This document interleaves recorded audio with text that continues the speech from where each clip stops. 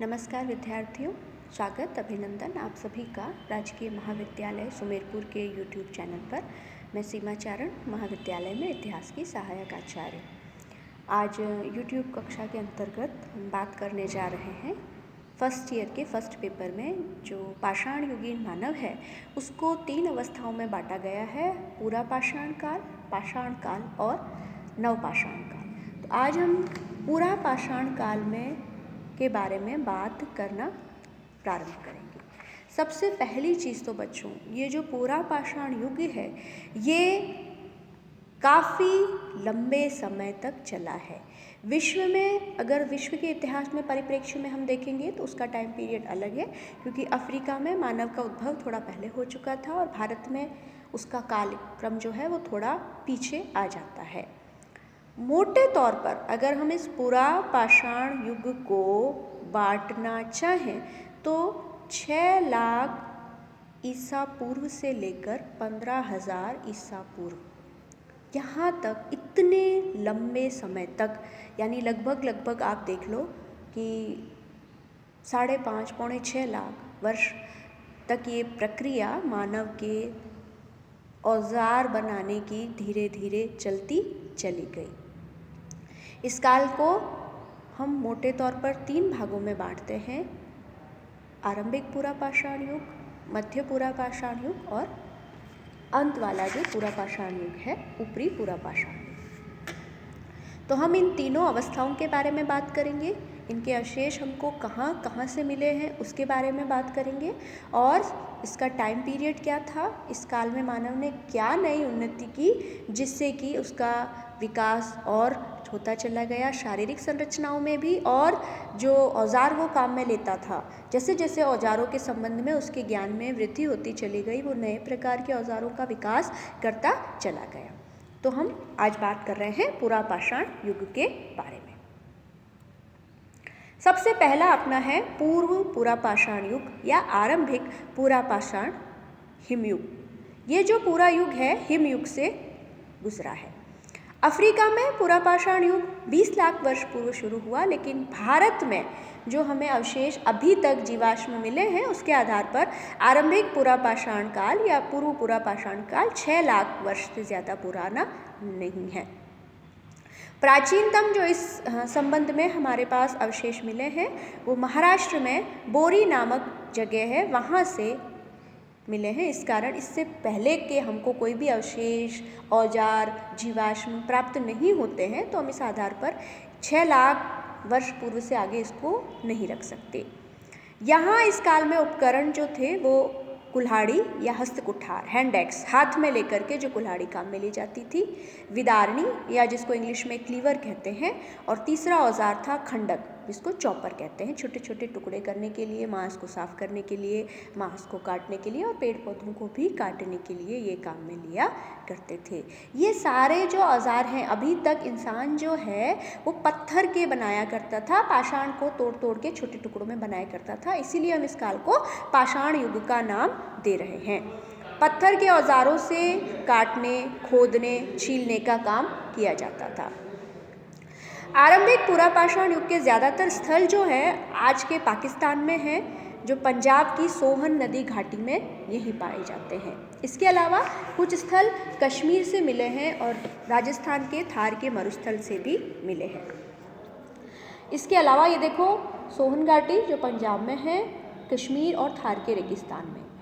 इसके अलावा आरंभिक पूरा पाषाण कालीन औजार उत्तर प्रदेश के मिर्ज़ापुर ज़िले की बेलन घाटी में भी पाए गए हैं। जो औजार राजस्थान की रेगिस्तान में डीडवाना, जो नागौर जिले में आया हुआ है, बेलन घाटी और नर्मदा की घाटियों में, और मध्य प्रदेश में भोपाल के पास में भीमबेटका की गुफाओं में पाए गए हैं। इस काल में मनुष्य जो है, इस तरह के 3 औजार आ गए: हैंड एक्स, क्लीवर और चॉपर, हस्तकुठार, विदारणी और खंदक। ये जो है इस काल में मनुष्य चट्टान के जो गुफाएं होती थी उनमें रहता था, जिनको कि शैलाशय कहा जाता था। इनका उपयोग जो है मानव बारिश जब हुआ करती थी या शीत ज़्यादा पड़ा करती थी तब किया करता था। हस्तकुठार सेकंड हिमालय अंतर हिमावर्तन के समय में जमाव में मिले हैं। इस अवधि में जलवायु में जो है नमी कम हो गई थी।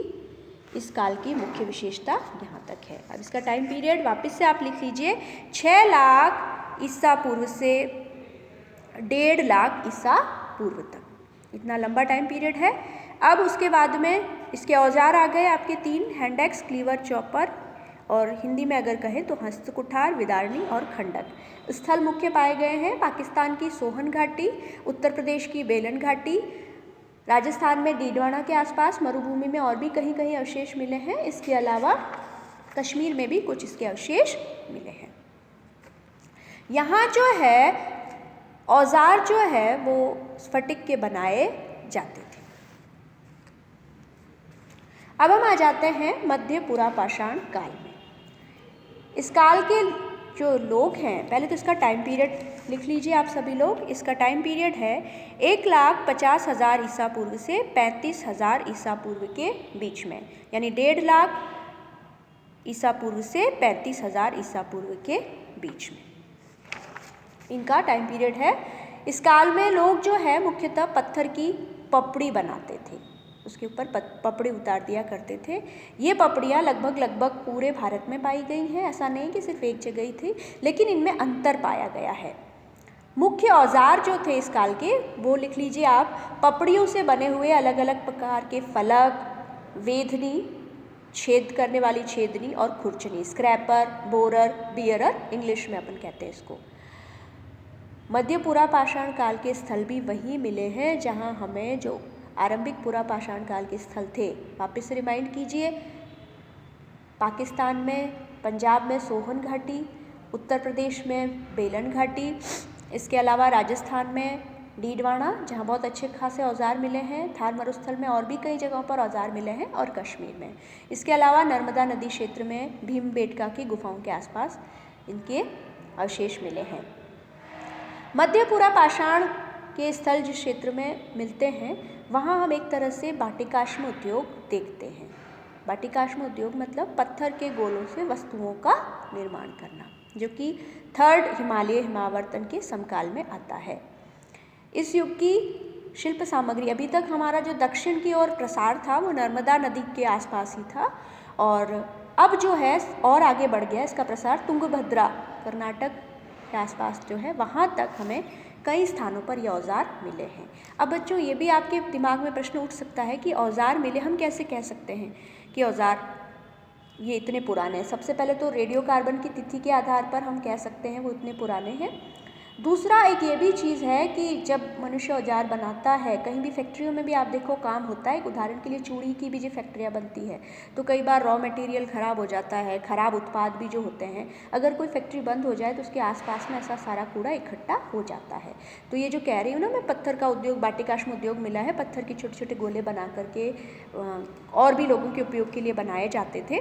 तो उसके अवशेष, जो चीज़ काम में नहीं आई, जो अच्छा नहीं बना, तो वो वहीं खूब सारा कचरा का जमाव इकट्ठा हो जाता है। हज़ारों साल बाद जब कोई पुरातत्वविद वहाँ से खुदाई करता है तो इस तरह से वस्तुएं एक जैसी मिलती है, तो हम उसके आधार पर कह सकते हैं कि यहाँ मनुष्य रहा करता था।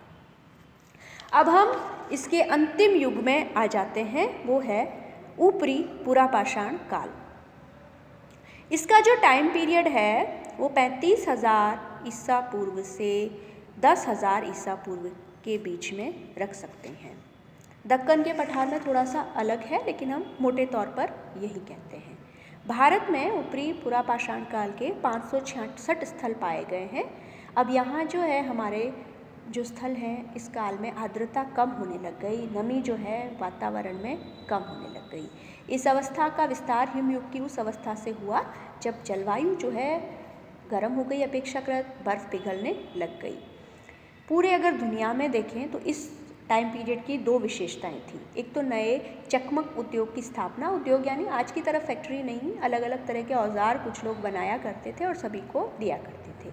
और आधुनिक जो मानव है, होमो सेपियंस, प्रज्ञाशील मनुष्य या चिंतन करने वाला जीव, जो कि मनुष्य की अकेली विशेषता होती है, वो इस काल में हमें देखने को मिलते हैं।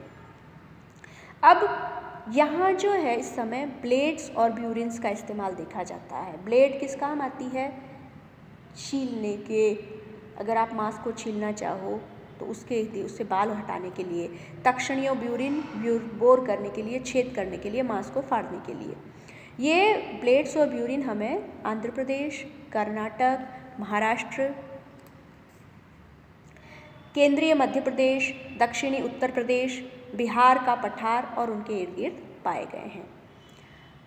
और इसके अलावा जो गुफाएं हैं, ऊपरी पूरा पाषाणीय गुफाएं, वो और शैलाश्रय शब्द आपके बार बार आएगा पाषाण युग में। शैलाश्रय का तात्पर्य होता है शैल यानी पत्थर और आश्रय यानी कहीं अपन जहाँ रहते हैं, सहारा लेते हैं। तो मानव जब तक मकानों का निर्माण नहीं सीखा था तो वर्षा के मास में या अधिक सर्दी में इन गुफाओं में जाकर के रहा करता था। ये भोपाल से 40 किलोमीटर दूर भीमबेटका में मिले हैं। इसके अलावा गुजरात के टिब्बों में भी ऊपरी पूरा पाषाण भंडार भी मिला है। यहाँ जो गुजरात में जो ऊपरी पूरा पाषाण युगीन भंडार मिला है, इसकी विशेषता है फ्लेक्स, ब्लेड्स, ब्यूरिन्स और स्क्रैपर्स। हिंदी में कहें तो शल्क, फलक, तक्षणियाँ और खुरचनियाँ, ये यहाँ ज़्यादा मात्रा में पाई गई है। और साउथ में आपको बता दिया मैंने ब्लेड और ब्यूरिन पाई गई हैं। अब ये मनुष्य ब्लेड का इस्तेमाल करना सीख गया था, हालांकि अभी तक पत्थरों की ब्लेड बन रही है। इस काल के ये जो तीनों युग हैं, ऊपरी पूरा पाषाण काल, मध्य पूरा पाषाण काल और आरंभिक पूरा पाषाण काल, उल्टा चल गए, आरंभिक, मध्य और ऊपरी पूरा पाषाण काल, इनके सभी में जहाँ अपन देख रहे हैं, जहाँ जहाँ पत्थर मिले हैं वो पहाड़ की ढलानों में और नदी घाटियों में स्थल पाए गए हैं। क्योंकि उस समय मनुष्य को सबसे पहली चीज़ तो जल की आवश्यकता हुआ करती थी, तो वो नदियों के पास में रहेगा। और इसके अलावा क्योंकि सारे औजार वो पत्थर के बना रहा है, उसको पत्थर की बहुत अधिक मात्रा में आवश्यकता होगी, तो पहाड़ की तलियों में ऐसे कई सारे पत्थर मनुष्य को आसानी से उपलब्ध हो जाते थे। इसके अलावा गुफाओं में वर्षा के मौसम में, बारिश के मौसम में रहना भी उनके लिए आसान होता था, इसलिए सारे निवास स्थल जो है पहाड़ के ढलानों पर पाए जाते हैं। यही जो है सारे मनुष्य के औजारों के अवशेष पाए जाते हैं। सिंधु और गंगा के कछारी मैदान, अभी तक इंसान ने खेती बाड़ी सीखी नहीं है, इसलिए मैदानों में रहना उसके लिए संभव नहीं था। इसके अवशेष यहाँ पर हमें नहीं मिलते हैं। तो बच्चों, ये थी पूरा पाषाण अवस्था, जो कि इसका टाइम पीरियड बहुत लंबा है, लेकिन अभी मनुष्य ने बहुत धीरे धीरे विकास करना सीखा है। अगले वीडियो में हम मध्य पाषाण काल की बात करेंगे। धन्यवाद। जय हिंद, जय भारत।